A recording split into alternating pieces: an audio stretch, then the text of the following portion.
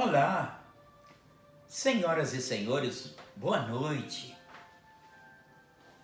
Que a graça e a paz de nosso Senhor esteja presente no seu coração e também no meu coração.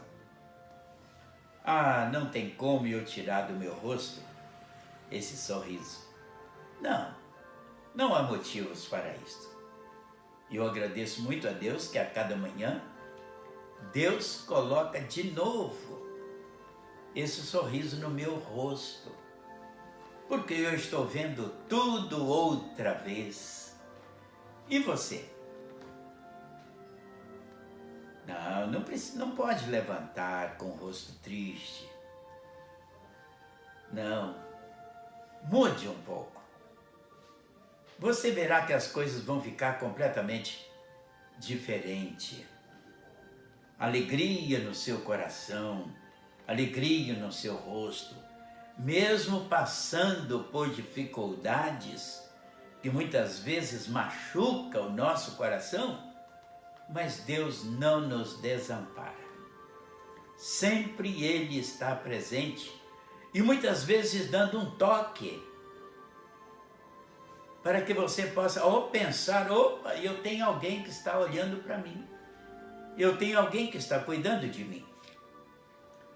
Interessante que o apóstolo Paulo, escrevendo aos Romanos, capítulo de número 8, dos versículos 18 em diante, quando ele diz assim a palavra do Senhor: porque para mim tenho por certo que os sofrimentos do tempo presente não podem ser comparados com a glória a ser revelada em nós.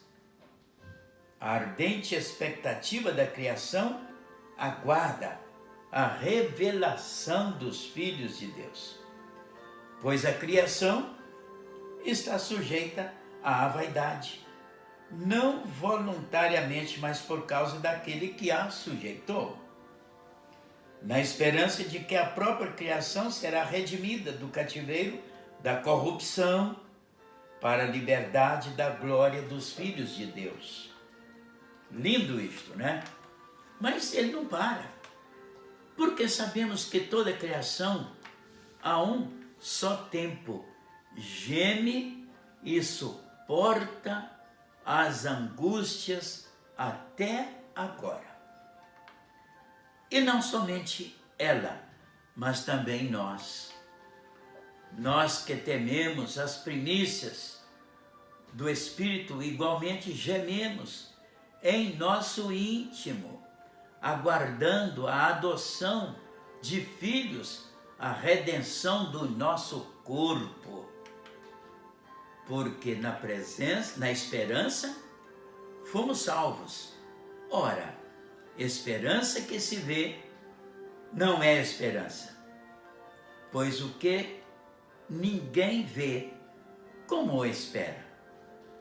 Mas se esperamos o que não vemos, com paciência o aguardamos.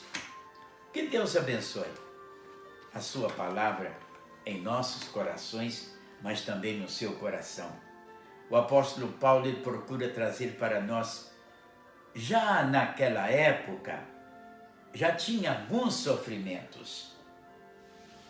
Sim, e às vezes você está pensando que sofrimentos é de alguns anos para cá. Não, isso é de séculos para cá. Mas por quê? Certamente você perguntaria, pastor Cassimiro, mas por que isto? O pecado. Como o pecado trouxe tantas coisas que não são agradáveis a Deus. Porque muitas vezes o homem passou a escolher aquilo que não agrada a Deus. Quando fala aqui sobre vaidade, quanta vaidade! Salomão também viveu o seu tempo de vaidade. Tinha tudo. Mas no final, já bem pertinho da sua morte, ele diz, é vaidade, tudo é vaidade. Mas ele viveu a vaidade. Depois ele viu que não tinha tanto valor assim. Foi só durante o tempo presente da sua vida. Mas, amados, hoje nós também estamos vendo isto. A vaidade de todas as modalidades. Todas. E cada dia nós estamos vendo nascer outras vaidades. E elas vão surgindo, vão surgindo. E muitas vezes as pessoas começam a observar o funcionamento daquela vaidade. E começa a criar em si mesmo aquele desejo de praticar aquela vaidade. Meus amados, o tempo passa. O apóstolo Paulo fala sobre isso, sobre o tempo passa. E nós ficamos tão dentro daquela vaidade que não estamos vendo o tempo passar. E o tempo está passando.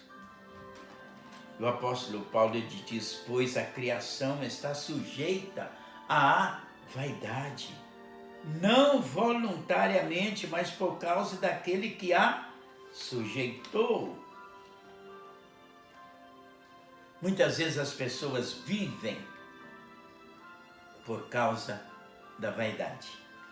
Elas criam, elas lançam, e depois que aquela toma conta de uma grande parte da humanidade, ele começa a pensar em outra, antes daquela terminar.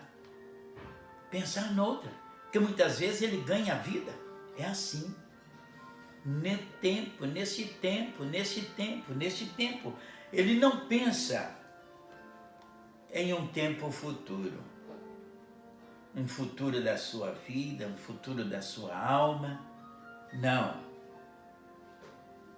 A sua esperança sempre é de minuto para minuto.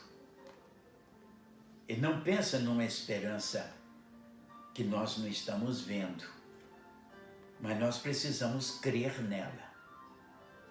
E ele muitas vezes vive uma esperança, minutos melhores, momentos melhores, noites melhores. Mas ele não pensa que vai dar conta disso. Não.